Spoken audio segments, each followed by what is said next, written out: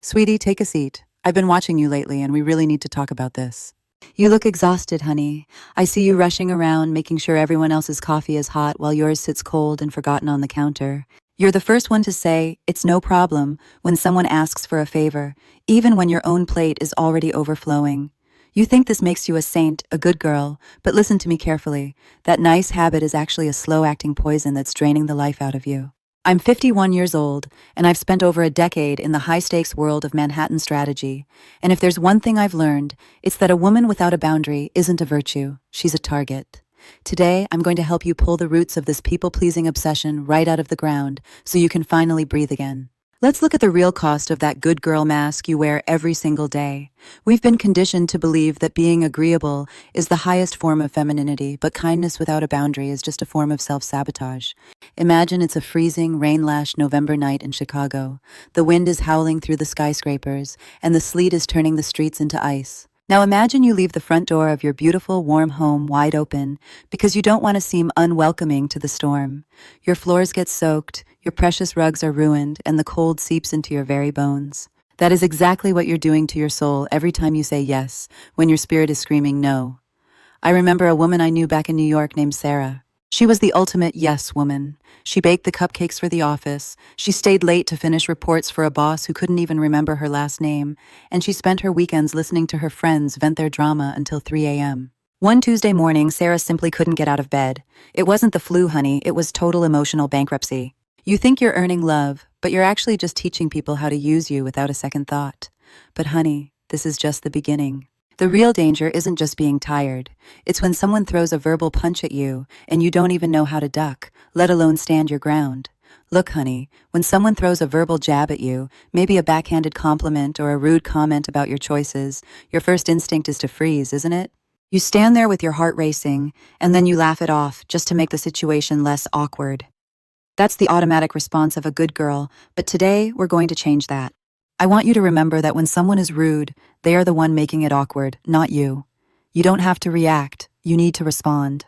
There is a magic sentence I want you to keep in your pocket, like a sharp, elegant dagger. The next time someone crosses the line, I want you to look them right in the eye and calmly ask, "What do you mean by that?" It's a simple question, but it's a total power move, sweetie. Most bullies and frenemies rely on you being too polite to call them out. But when you ask for clarification, you are forcing them to explain their own ugliness. You are essentially holding up a mirror to their face. I once saw this happen in a high-end boutique in London. A salesperson was being incredibly condescending to an older woman, suggesting she couldn't afford a certain bag. The woman didn't get angry. She just tilted her head and said, "What do you mean by that exactly?" You should have seen the salesperson stumble and stutter. By asking that one question, you buy yourself time to breathe, and you move from being a victim to being the one in control. Listen to me, honey. This isn't about being mean, it's about being clear. When you stop laughing at jokes that aren't funny and stop smiling through insults, you are telling the world that your boundaries are made of steel, not silk. It's about creating a pause in the conversation where the other person has to realize they've overstepped. Could you clarify your intent? Or, "I'm confused, what was the point of that comment?" These aren't just words, they are the tools of a woman who knows her worth. But sweetie, sometimes the insults aren't obvious. Sometimes they come wrapped in the shiny, deceptive paper of good advice or concern. And that's exactly what we're going to unmask in the next chapter. Now, sweetie, let's talk about those gifts people keep trying to hand you. I'm not talking about a beautiful box of chocolates or a bouquet of peonies. I'm talking about those unsolicited critiques that start with, "I'm only saying this because I care about you," or "Don't take this the wrong way, but..." Honey, if someone tries to hand you a bag of literal trash on the street, do you take it and say thank you? Of course not. You walk right past it. So why are you letting people dump their mental trash into your heart and acting like you owe them a thank you? In the world of psychology, and especially in the wisdom I've gathered over 50 years, we call this an unwanted gift. If the feedback is constructive, like a boss telling you a report needs more data, then by all means say, "Thank you, okay," and fix it. That's how you grow. But when a friend tells you that your new dress makes you look tired, or a relative tells you that your career choice is unrealistic, that is not a gift. That is their own insecurity or desire for control projected onto you. You didn't ask for it, you don't need it, and you certainly don't have to keep it in your house. I remember a brilliant woman I knew in my 30s, an architect who had designs that could change the skyline of New York. But she had a mother who constantly gave her the gift of doubt, telling her she should stick to something safer. She accepted that trash for years until her spirit was almost broken. Don't let that be your story, honey. When someone hands you a critique that feels heavy, dark, and unnecessary, you have the right to leave it on the table. You can simply say, I appreciate that you're sharing your perspective, but I didn't ask for feedback on this today. It's about realizing that you are the gatekeeper of your own mind. Once you stop accepting every opinion as a fact, you become truly untouchable. But I know you're worried, sweetie. You're thinking, won't they be hurt if I say no? Well, honey, that's because you've been looking at rejection all wrong. Sweetie, it's time to stop looking at the word no like it's a dirty word or a weapon. Most women are raised to believe that declining a request is an act of aggression, but look at me, honey. Rejection is not an attack, it is simply information. When you tell someone, I can't do that, or that doesn't work for me, you aren't slamming a door in their face. You are handing them your user manual. You are letting them know where your capacity ends and where your peace begins. Without that information, how can they ever know how to treat you with respect?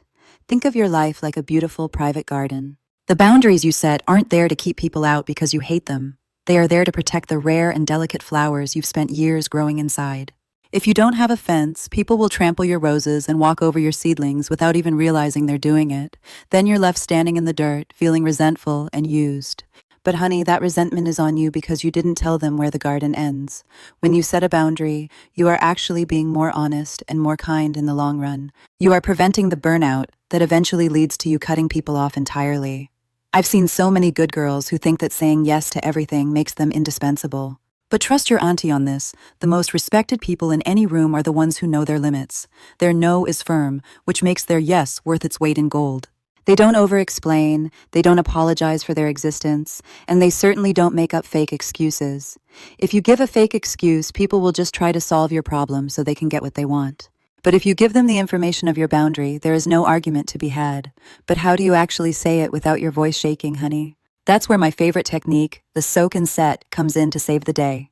All right, honey, let's roll up our sleeves and get into the Auntie special, the soak and set technique. This is how you set a boundary with so much grace and authority that people won't even think about pushing back. First, you soak the situation in empathy. You acknowledge the other person's needs or feelings, so their defenses go down. You might say, I can hear how much this project means to you, or I know you're going through a really tough time right now. You're not being a doormat, sweetie. You're being a leader. You're showing them that you see them and you hear them. But then, and this is the most important part, you have to set the boundary. You use the word but or and, followed by your clear, unwavering limit. But I am not available to help with this over the weekend. Or, and I need to step back from these late-night phone calls so I can focus on my own health. Do you see what you did there, honey? You weren't cold, but you were incredibly clear. You didn't leave any wiggle room for them to guilt trip you. When you soak first, you soften the blow, but when you set, you protect your peace. I once had a very close friend who would call me every single evening to complain about her boss for hours. I love her, but I was starting to dread her name appearing on my phone. I realized I was being a good girl at the expense of my own sanity, so I used the soak and set. I said, sweetie, I know your job is incredibly stressful right now, and I hate that for you, but I've realized that I don't have the emotional energy to talk about work after 7 p.m. Let's talk about something fun, or I'll catch you this weekend. She was shocked for a second, but then she respected it. Our friendship actually got stronger because I wasn't resenting her anymore. You are not responsible for managing other people's emotions, honey. You are only responsible for the integrity of your own boundaries. Now you've got the tools. Are you ready for your final challenge? Sweetie, we've walked a long way together in this conversation, and I hope you can feel your spine getting a little bit straighter as we talk. We've looked at the hidden, heavy cost of that good girl mask and how it's been stealing your time and your joy. We've mastered the art of the what do you mean mirror and learned that you don't have to accept every gift of criticism that someone tries to shove into your hands. You've realized that rejection is just information and that the soak and set technique is your new best friend for navigating the world with grace and power. So here is your auntie's homework for this week. I don't want you to go out and start a revolution, but I want you to find one small, quiet no. Just one. Maybe it's a social event you really don't want to go to, or an extra task that isn't yours to handle. I want you to say no using the soak and set method, and then, this is the most important part, honey, I want you to sit with the discomfort. Don't apologize. Don't explain, just let the no exist in the air. You'll realize that the world doesn't end. People don't suddenly hate you. In fact, they start to see that you are a woman who values her own time, and they will start to value it too. You were never meant to be a vessel for everyone else's needs, honey. You were meant to be the master of your own life. The good girl was a character you were taught to play to keep things quiet, but quiet isn't the same as peaceful. Real peace comes from knowing exactly where you stand and refusing to let anyone move you. You are stronger than you feel, and you are worth more than you can imagine. Keep your head high and your boundaries firm. You're doing better than you think. Your auntie loves you. See you next time, honey.